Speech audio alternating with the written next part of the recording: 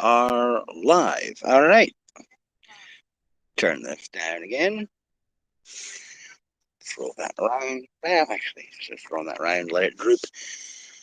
Greetings and salutations, ladies and gentlemen, and welcome back to the Storyteller's Corner Break Time Story Time here. I'm your host, Joshua T. Calkins Truigy, also known as Baron Sidious. I'm going to go ahead and tag these in. All right. That should do that. And so we got the black bars framing the show now. Up at the top, you will see yours truly, the real author's name.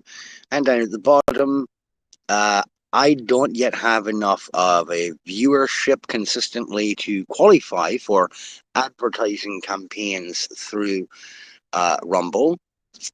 And I don't command a large enough audience to really wrangle the attention of advertisers or promoters or marketers of any sort. So if there are any folks who are inclined to offer donation for these efforts, you can do so through the Cash app that's currently got the cash tag down there at the bottom.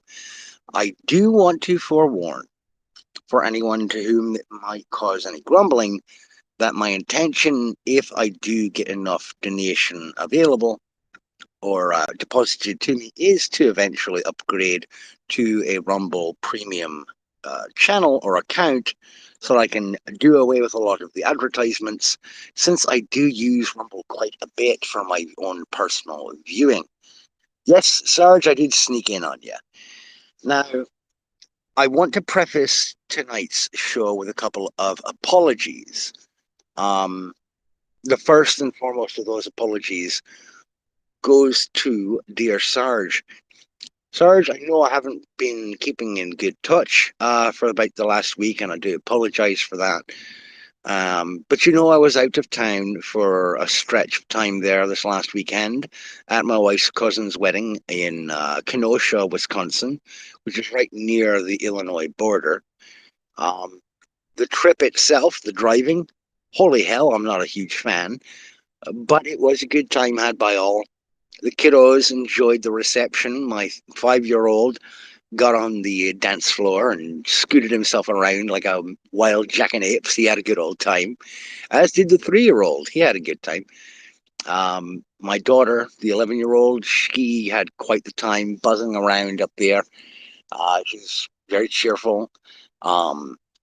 She was a lot more extroverted than she normally is. She's normally kind of a quiet, introverted kiddo. But she told me after we got back to the hotel on Saturday night, she looked at my wife and I. She said, it's nice to be around people who I'm not gonna see again anytime soon because I can act like a complete baboon, and it won't bother me because these people won't see me again. I thought it was a tremendous attitude to take, given how usually shut up in her own head she is. It was gorgeous to see her kind of be a little bit more out there, a little bit more energetic. It did my heart good to see her enthused about the whole thing. And I also want to offer an apology, if he should see this later, to Jesse over at the Grey Matters. I haven't checked in on his show pretty much all week, and that's my own fault. That's my own doings. I have most Mondays and Tuesdays off from work, and really, I tend not to check in on anything on my days off from work because it's the only time that the missus and I really get together. Because we're working opposite shifts the other 5 days a week, so we don't really get to touch base all that much.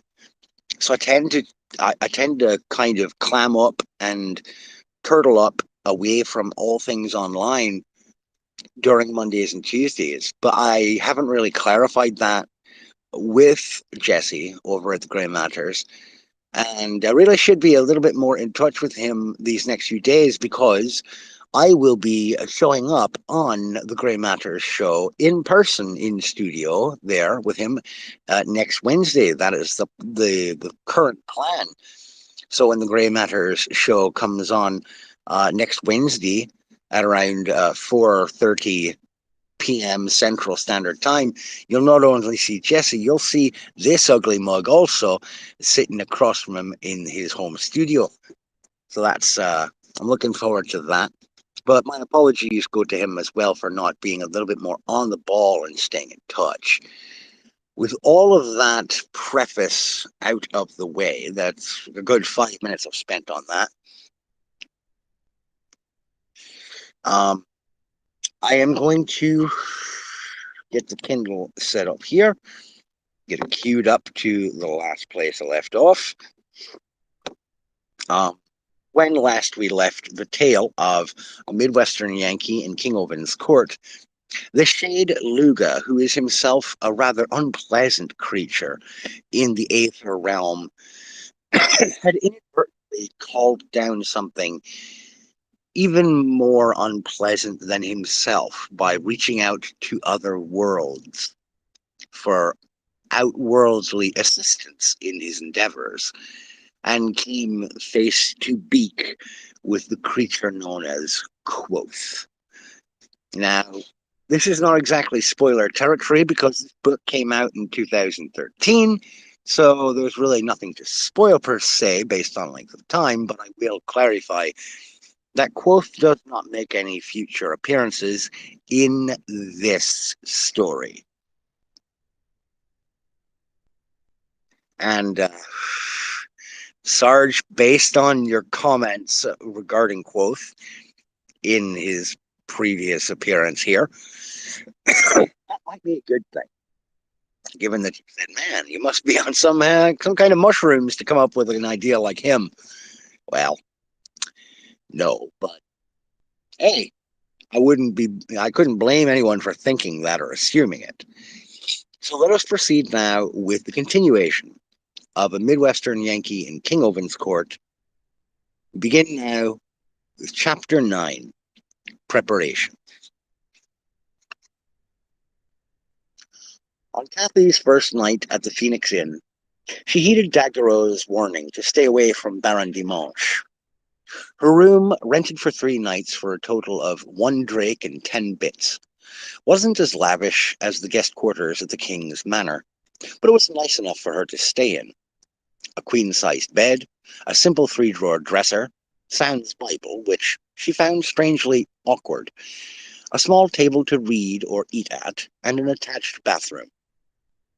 Kathy locked her door and undressed, her course direct for the bathroom. Clean towels sat on shelves over the toilet, and the tub abutted the commode, so she just hopped right in and turned the knobs for a nice hot shower. Bless those gnomes, she said, as the warm water and steam blasted her back and neck. When she finally felt fully relieved and cleaned, Kathy turned her attention to the alien word written in stylized script on her right forearm. No idea what this says, she thought. The mark wavered for a moment, then went still again. The scent of Dove soap still clung to her from the shower, the bar now back in its plastic box in her bag. Cleaned up, toileted, and exhausted, she didn't even manage to get under the covers before passing out, laid back on the bed. When she awoke the following morning, it was to that second internal voice, which she had begun calling Ivy in her own mind. You should get up and meet the Baron, said Ivy. Daguerreau is a good man, a good judge of character, but you're getting a biased view. Kathy agreed with this inner voice. She got dressed in the simple peasant's outfit that she'd been given by the king's staff, her green cloak clasped at the throat, and headed out into the hallway of the second floor. The hotel's theme seemed to be tasteful but simple. The Baron's room was 2 doors down across the hall from hers, so she headed there and knocked softly. The door practically flew open, revealing Dimanche standing there, dressed in the same fashion as the day before, yet in neon red. Ah, serendipity, Miss Kathy, the voodoo spirit proclaimed, his arms thrown wide. I was just coming to ask if you'd like to grab breakfast with me. I think that would be a fine idea, she replied. I was warned about you, but I like to be fair and hear both sides of any story. Ah, That is the spirit of wisdom, Miss Cathy. Follow me. There's a place over on Greenway Street that has the best breakfast. He pulled his hotel room door shut, locked it, and pressed his right hand to the wood. A moment passed as black lines of force shot from his hand throughout the wood, quickly fading. It's always a good idea to ward your place of residence, even if it is just a hotel room. I don't know how to do much magic yet, myself, she said. You don't know it well, you mean? Yeah, that. She frowned and shook her head. It's still all kind of hard to wrap my mind around.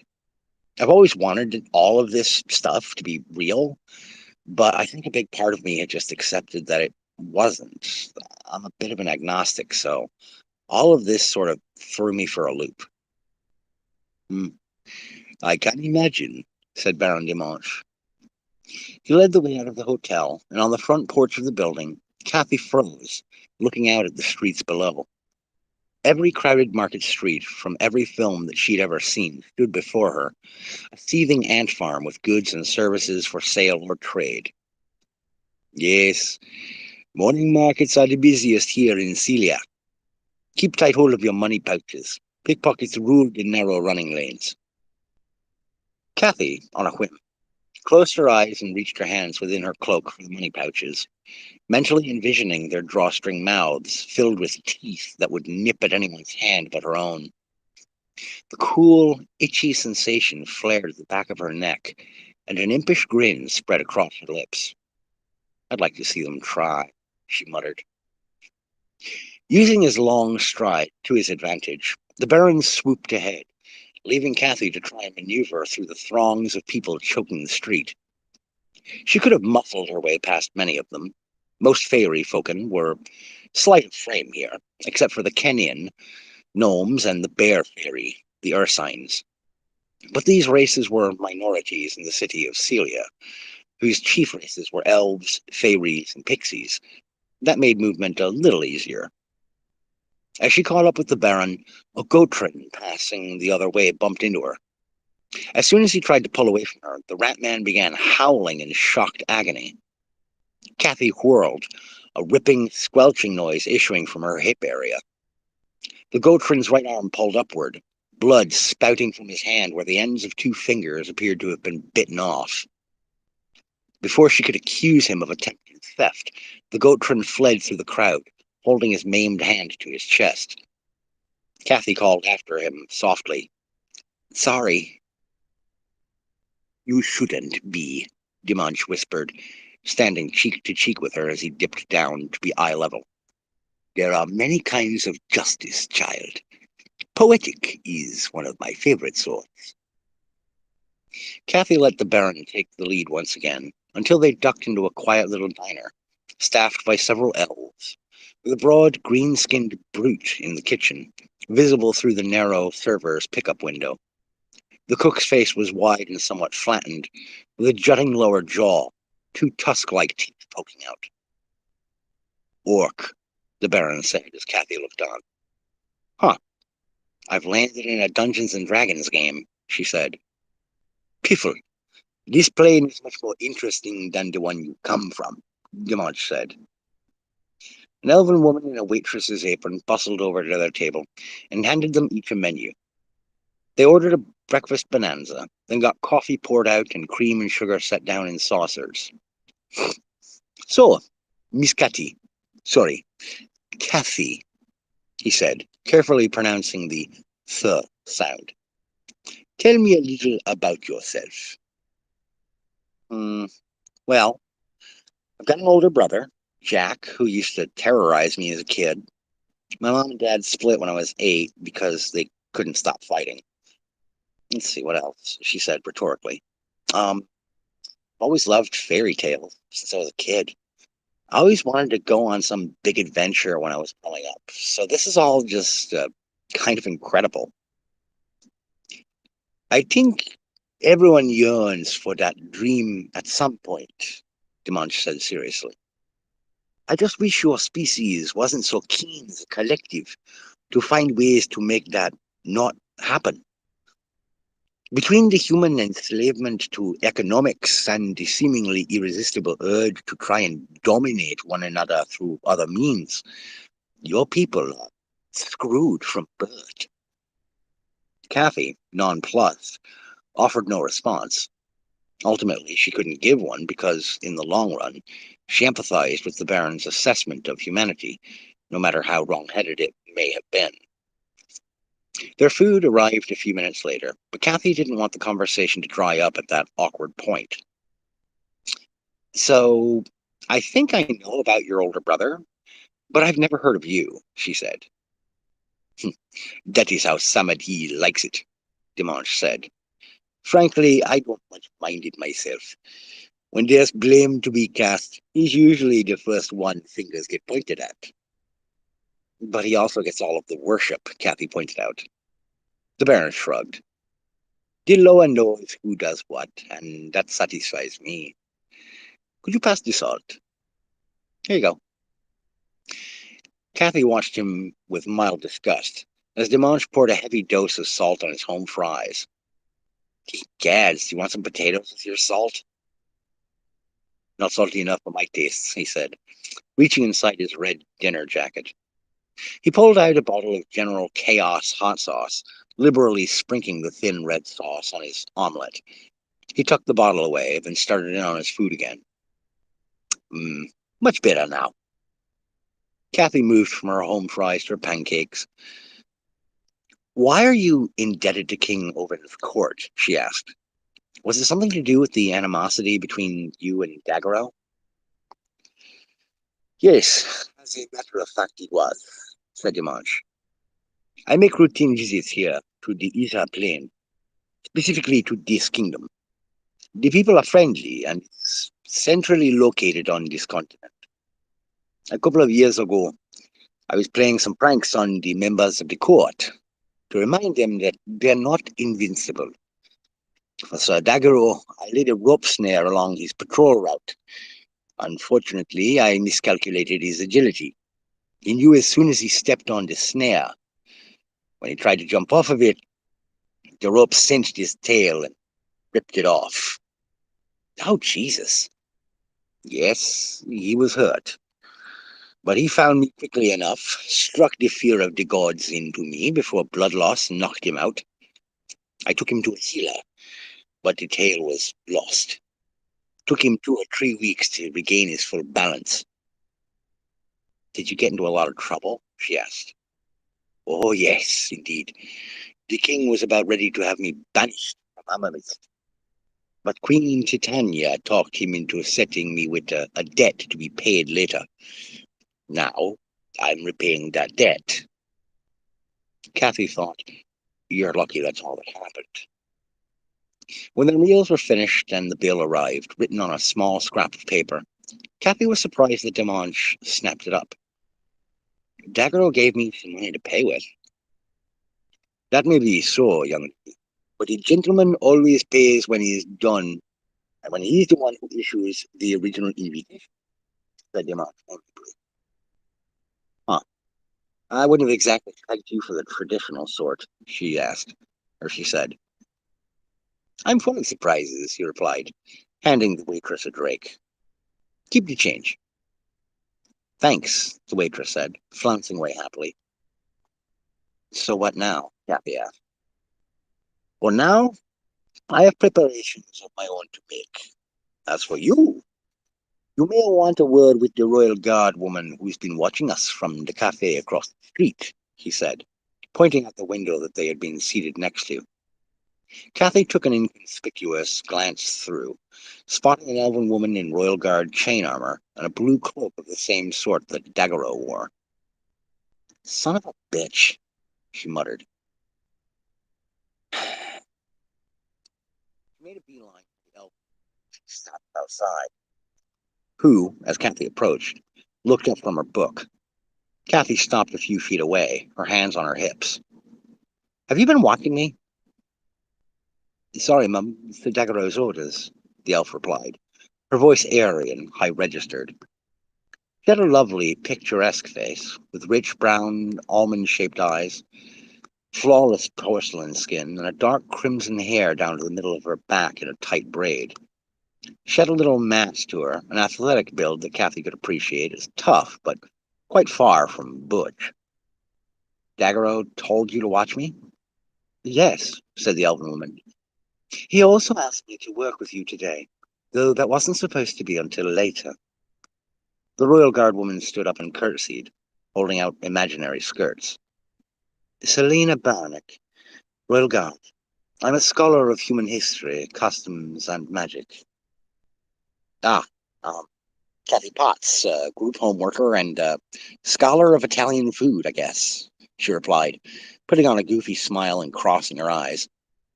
Barnack let out a little giggle, covering her mouth with one slender hand. Oh, oh, I was warned that you had a jester's spirit, said Barnack. Please, sit with me. Would you like something to drink? No, got my own, said Kathy, pulling a can of Coke from an inner cloak pocket. She popped the top and sipped it. Sorry about coming off as hostile. I know Daggero means well, but I don't like being spied on.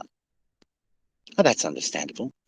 The Baron was more my concern, if anything, if you were to tag along.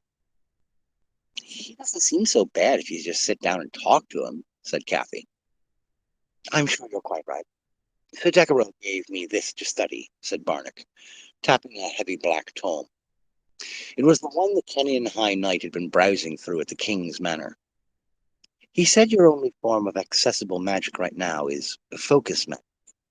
This tome is a kind of reference guide, accounts of things humans with this particular power. Yeah, I need to ask about that, said Kathy, propping her elbows on the table.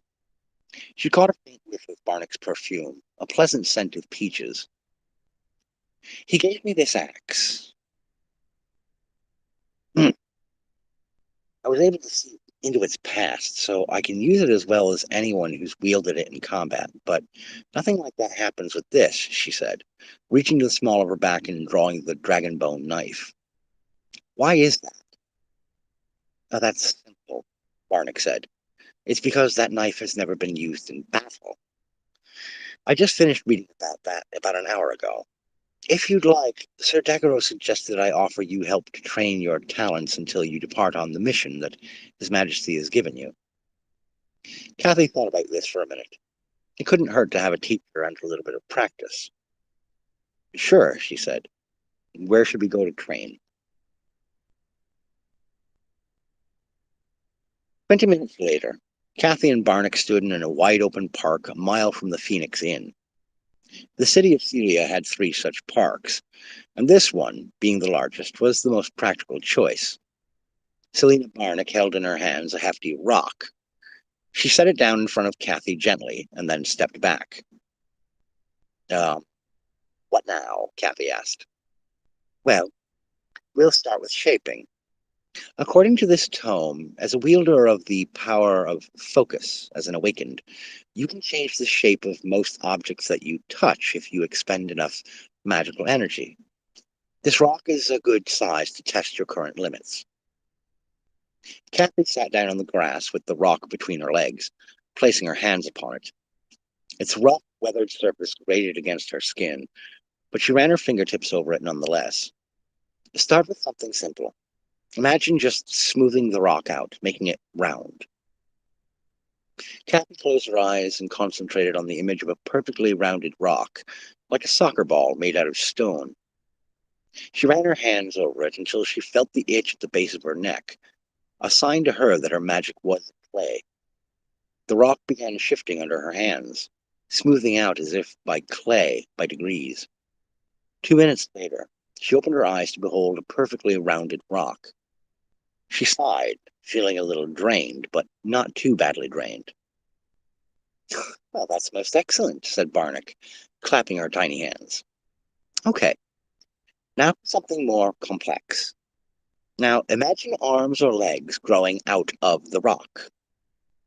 Kathy closed her eyes and summoned the image, her power flowing more easily now. When the magic ceased, she felt that she'd just finished half a day's work, her fatigue now building up. Yet when she opened her eyes, the rock had sprouted little legs. It looked a little bit like a crab. and it was swirling around like one, too. She hadn't intended for that to happen, though. She had to admit to herself that she had envisioned just this very sort of thing. Barn elated, though, her eyes wide and teeth showing in a huge smile. Well, my goodness. Form and function. But Miss Cappy, how do you feel? Tired. I need a break. She grunted, getting to her feet. She wished the little rock crab would stop moving around, and for a wonder, it did. I think I just stopped it, she said.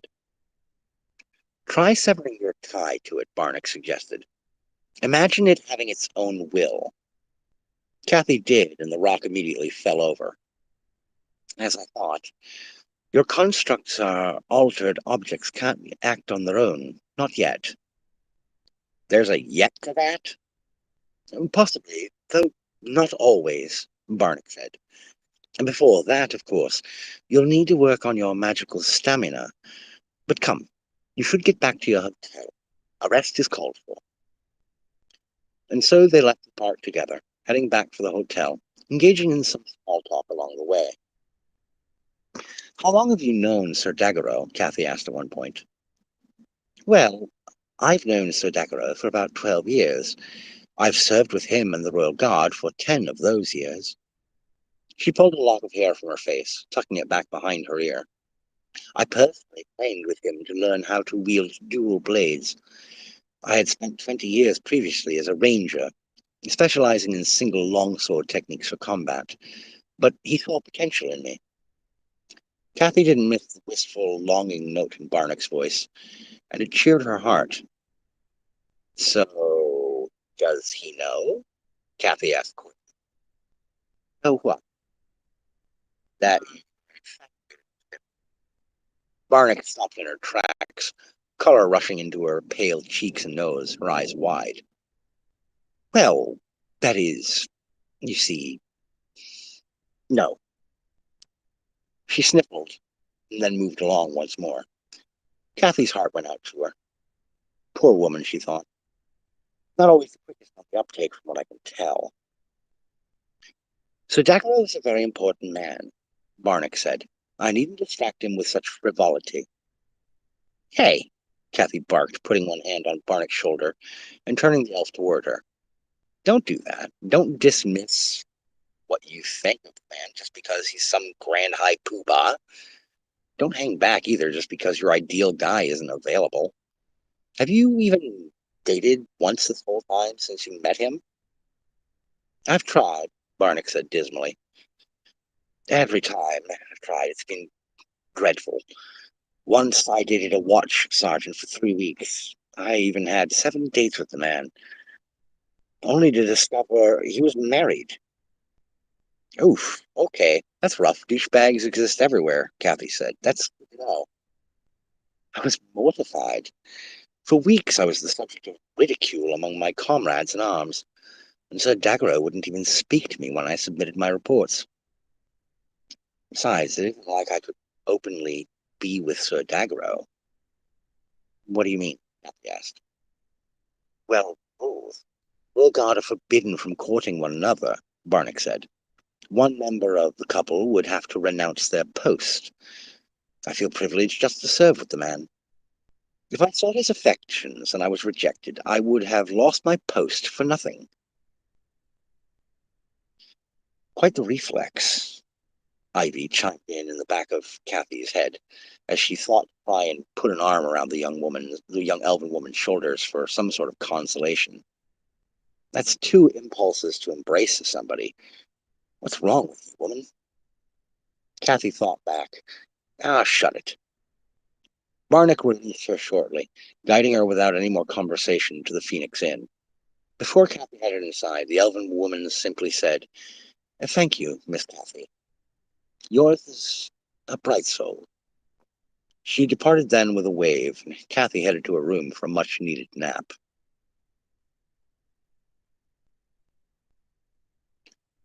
Farouk stirred the brewing stew over his cook fire, staring off into the bog. His master had ordered the creatures called wraiths to remain in his pocket realm until such time as they were called upon. The troll vindicator hoped that that time was far off in the distant future. His stomach rumbled impatiently, the smell of cooked deer meat and potatoes calling to him. Blip, a wicked little black-winged pixie, sat on his left shoulder, humming some unknown tune. Farouk finally asked, "What song is that?" "Meet Zep, from a movie soundtrack," said the pixie in his tiny, phlegmy voice. He sounded like a rat with a cold if it tried to stand up and talk. "I like..." "Which one?" "Saw movies, with the death traps." "Oh, yeah, I've seen them," Farouk said. He stirred the stew again, then brought the wooden spoon out, setting it on a metal tray next to him. His own tent was a two-chamber affair, the second biggest one in the tent city encampment that was the core of Luga's forces. Though he controlled the goblin village 4 miles south, the Shade preferred his camp, ever the outsider. Being indoors didn't seem to make the master uncomfortable per se, but he definitely showed more confidence when out in the open. Farouk admired that about the Shade. There was much about Luga that he admired, in fact. Luga was unique among Shades, a man all his own. Unlike other Shades, he acted on impulse frequently, took chances, and risked everything without hesitation. He flaunted his disdain for Ovin's court, refusing to become mired in the political gamesmanship most other such creatures had resorted to. That more than anything was why Luga's forces were as vast as they were. Luga did not betray his own. If he was sending a henchman to his or her own likely doom, he would tell them so. The loyalists to the crown called him a villain, but at least he was an honest villain. Blip fluttered down off of Farouk's shoulder, landing on a camp chair to the left of him. "Hey, some of the guys got a generator set up in Whirly's tent, hooked up a TV and a DVD player. Want to check out a flick later?" "Sure," the troll said. "They pick out a movie yet?" "Nightmare on Elm Street 3. Best one of the bunch," Blip squeaked. Is the food done yet? Movie's starting in an hour." "Take it easy, I'll give it a kick," Farouk said, waving one stubby-fingered hand at the cook fire. It flashed a bright blue, a veritable butane torch under the pot. Thick gravy broth bubbled and spit, but only a moment later the troll vindicator conjured a blob of water into his palm and tossed it on the flames. They hissed out, leaving a roiling stew for them to eat. Farouk carefully plucked out a tiny piece of meat and a sliver of potato, setting them on a plate the size of a quarter and handing it over to Blip. "Thanks, man." "Sure." He spooned stew into his own bowl and tucked in, warmed by his meal. His thoughts wandered once again to his master, as they often did since the Tauman's arrival. He hoped that whatever his master was doing, it paid off in the long run. He didn't like having all of these strangers hanging around.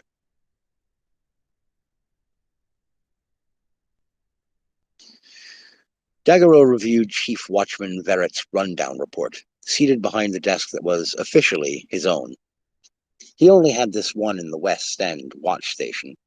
The other 3 stations in the city just kept one empty desk randomly available, just in case. Verrett, a veteran owl fairy with 83 years serving as chief of Celia's watch, sat across from Daguerreau, looking miserable. He was molting, tufts of feathers falling out his new ones sprouted up in thin patches. He hadn't molted in 23 years, and for it to happen now sat ill with him. "Ridiculous," he muttered, plucking more loose feathers out from under the sleeve of his blue uniform coat. "Utterly ridiculous. Man my age molting this profusely. I should be done with this nonsense." "Verrett, it says here on page 3 that you fired 4 watchmen a week ago for conduct unbecoming of an officer. Why isn't there an incident report?" "Wouldn't be one, sir. They were arrested," Verrett said, pointing toward a tall green filing cabinet. "The full report's in there, sir." "Oh, shit. What did they do?" "Got caught walking out of Queensland with about 200 drakes worth of potion-making equipment between them, sir," said Verrett sadly. Old Grizzan kept an alarm ward on the doors. Shrieks like a mandragora woke half the neighborhood. Daggero flipped through to the last page of the report. Ah. What's this note here about Clay Jessup? Daggero asked in a half-whisper. He's back in the city, sir. I thought you'd want to know. Daggero stared at Verret, his eyes half-lidded, his jaw set. He's shacked up over at Harley's. Daggero got up from his chair, signed off on the papers, and filed them in a short two-drawer cabinet. Going for a walk, sir? Yes. Shall I send word to have patrolmen pulled from that area? Yes. Short, sharp, to the point. Those that knew the High Knight knew that meant steer clear. Verret jogged to his own office and picked up a small horn which fit to his lips, speaking into it. South Station, be advised. Pull all patrols from the vicinity of Harley's Hotel until further notice. Sir Daggero is on his way, he said.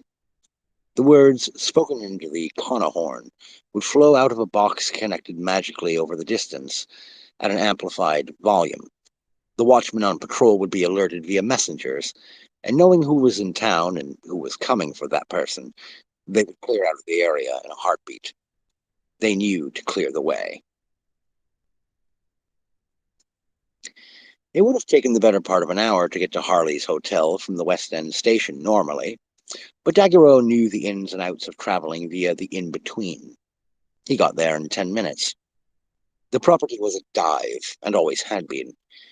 He walked into the office hut without slowing, banging the desk with a furry fist. From a room behind the counter scrambled a warty-faced goblin, looking rather unhappy. What? What do you want? Clay Jessup. What room? Daggero asked, orange light rimming his eyes. The goblin clerk, belligerent though he was not oblivious. He knew from the glow that he was dealing with a knight of the court. Room 11, the clerk said, snatching a spare key from the pegboard to his left. He set it on the counter. He's by himself, as far as I know. Daggero said nothing, taking the key in hand and stalking outside. Harley's was what many referred to as a wanderer's hotel, the sort of two long buildings whose rooms opened directly outside. Daggero marched down to room 11, squaring himself to the door. Don't kick it in, he thought. Use the key, retain some sense of civility. He nimbly slid the key in, turned it, and thrust the door open with a heavy-handed shove. The elven man inside, seated at a card table opposite the door, brought his feet down from the other chair with a snap, exclaiming, What the hell's? But one look at the Kenyan, and Jessup knew who it was. He would never forget. Oh, shit. Hey, listen, he said, hands up and waving them defensively. I'm just passing through the area, man. Swear to all the gods, I'm on my way west. I'm just a traveler now, okay? I just take some private work from different places. I clear out specters. I trade and sell some hides. That's it. Daggero took 2 steps toward Clay Jessup, orange light now blazing from his eyes. He thrust one clawed finger toward the elven man and snarled in his twinned voice, Silence, cur! Thy words mean as nothing, lest they be in reply to me. If thou takes understanding, say so. I understand, said Jessup shakily. Clay Jessup, doth thou intend to remain at Syria?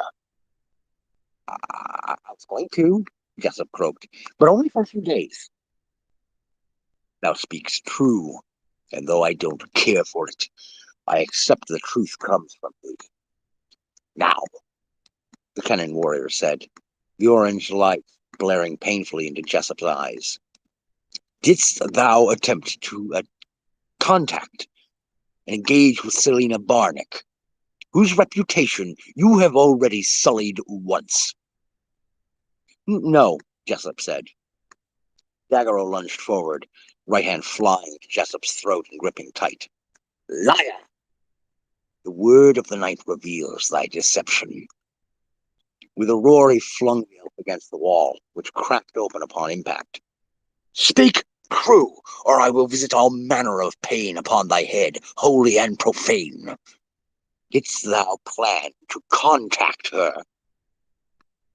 "Yes," the elf groaned, getting to his hands and knees among the plaster. "I've been so alone since Margaret left me." "She left you because you couldn't keep your cock in your pants," Daggaro snapped. "She didn't deserve what you did to her, either of them. Now get up." The light faded from his eyes and mouth, leaving a still, terrifying night standing before the little man. "You may stay here, in this room, until the early morning tomorrow. Then you will depart this city. If I discover that you are still here by noon bell tomorrow, I will have you arrested for trespass to the court." "You can't do that," said Jessup weakly. "I am a high knight of King Oben's court, Clay," Daggaro said. "The only two voices louder than mine in this kingdom belong to its king and its queen. I can have you charged if I have to. We'll leave in the morning." Without awaiting a reply, Daggaro stalked out of the room, tossing the key that he had been given over his shoulder. Clay Jessup started packing his bag. That is where we'll leave off for this reading from A Midwestern Yankee in King Oben's Court.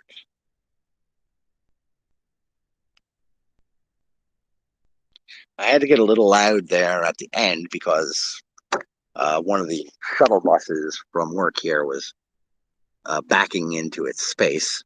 So sorry about the extra volume on that portion, but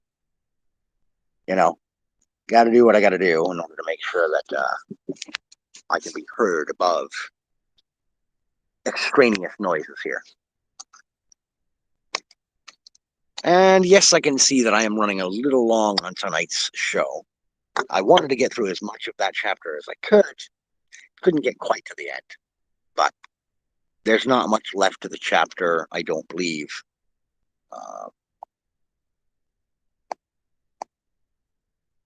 Yeah, about 6 more pages. So that'll set us up for a nice start for tomorrow's episode. Hey, it's to be honest, Sarge, they're not the inconsiderate ones. I'm out here in a break area outdoors, kind of using the property for my own purposes here on my break.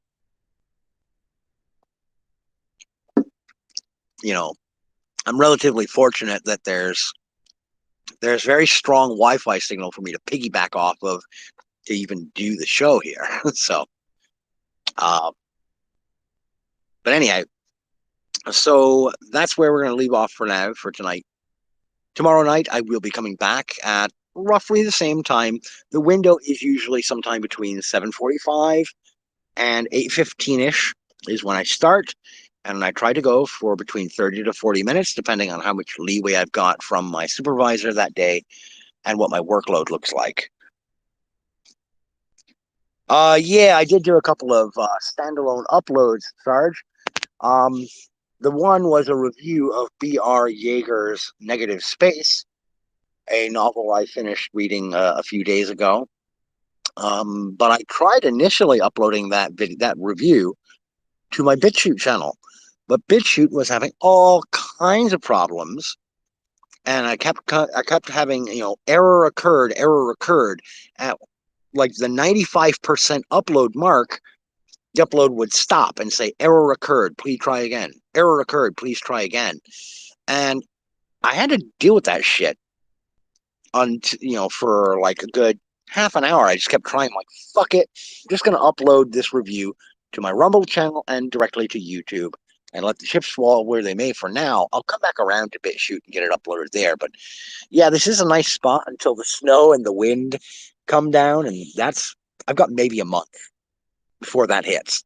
And then I'm probably going to have to start taking these break time story times over to my van, because I never park very far away from here. I usually park up in the back lot, the back employee lot, and I walk down here I literally walk past this table on my way into work every day. So, you know, my van's not too far from here. I'll probably take my break time, story time to the van come the bad weather time. Yeah, I don't know, Sarge, what it is with BitChute this last like week and a half, 2 weeks, but it's been really janky. I still have not been able to get Rumble Studio to properly stream there again. Uh, Outside of using my laptop, I can't do it at all on mobile. I'm not sure why, but using the RTMP, I can't change the RTMP link on the mobile studio. You know, van down by the river. No, not quite Chris Farley down by the river in that kind of van, but yeah, I got the van, the Town and Country. It's a nice vehicle. Trust me, for me, big old family that I've got, it's a lifesaver.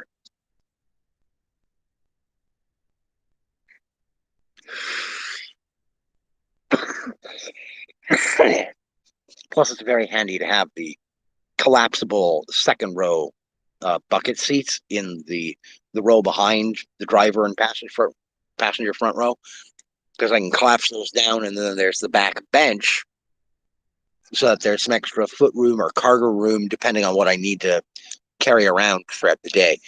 For me, for my family, for my purposes, very handy vehicle to have. So, but anywho, that's going to do it for me for tonight. So, folks, if you're watching later on, or you're watching on YouTube, or you see this, if I upload this reading to BitChute at a later date, you can see that there is a cash tag for Cash App donos or donations. It is appreciated. It's not necessary. It's not even expected. But I do not have, yeah, yeah, it has windows. I'm not a creeper. It's not a panel van. But I do not have an average number of viewers high enough on Rumble to qualify for their advertising campaign, for their self-selection advertising campaigns. I've never thought before really of trying to monetize my streaming, because I'm not a big character. I'm not a large creator or user of the service. I'm not a household name or a well-known figure on BitChute, on Rumble, on YouTube. I've been around for a long time on YouTube, since 2007, but I've never had that much notoriety. I'm a fairly niche guy, and I accept that. That's who I am. That's what I do. I tell stories. I talk books. I talk genre fiction literature and technique, storytelling practices. So I acknowledge that I'm not the guy who's going to make a big commercial success. Yet. That's always the dream. That's always the hope. Yet. So until such time as perhaps I can work my way up to having a large enough audience to garner that kind of offer from any kind of advertiser or sponsor, which I don't think is very likely. Looking at the kind of promotional partners that they have over at BitChute, they have at Rumble, I doubt very much that a sponsor would be interested in a guy who only gets between, at most, 1 to 200 views on a video after it's been up for 3 or 4 months. I'm not the big audience guy. But I don't see many booksellers in their partnerships. Okay, they're not getting partnered with like Amazon Kindle or KDP or Books a Million or Half Price Books. Although, God damn it, you really want to get a partnership with someone, Rumble, who I think would be beneficial to the kind of folks who you tend to draw in as your core audience of users. You've got a lot, and this is directly to the folks at Rumble. Chris Pavlovski, if you're listening, and I doubt it, but Here, this is specifically for you folks at Rumble. I really do hope someone sees or hears this and takes note. A lot of the folks who broadcast, who live stream on Rumble are socio-political commentators. Their audiences tend to be people who are willing to read a book, who are willing to engage with factual nonfiction material. And the best providers of that are booksellers, people like outfits like thriftbooks.com or half price books. Talk to those people. You're probably going to get smacked around or told, why the hell would we want to work with you? Look at the kind of material. Take the fucking chance, because the folks who actually take the time to read are the kind of people who tend to flock to Rumble or BitChute as an alternative source to the kind of bullshit mainstream media they're force fed on YouTube and Twitch on a constant basis. You want people who are willing to engage in intellectual honesty and individual thought. Those are the kinds of people who go looking for something to read. So talk to the folks at Thrift Books. Talk to the folks at Half Price Books. Go to Books A Million. I don't care where you go. Go to Kobo Books even if you need to. Find these outfits that are booksellers, may be willing to work with you because they don't care about the socio-political alignment of your network, of your site. They just need readers. And guess what? Most people who use Rumble are willing to be readers. Exactly, Sarge. Thank you. But anyway, that's my rant and rumble and rampage. I'm sorry, I don't mean to be a prick, but it almost seems like a slam dunk. Sure, YouTube probably has Amazon sponsorship or partnership locked down, clamped down with an iron fucking vice. I don't doubt that at all. But you have Thrift Books, you have Half Price Books, you have Books A Million, you have Kobo Books, you have Waterstones in the UK, you have other options. Look for them.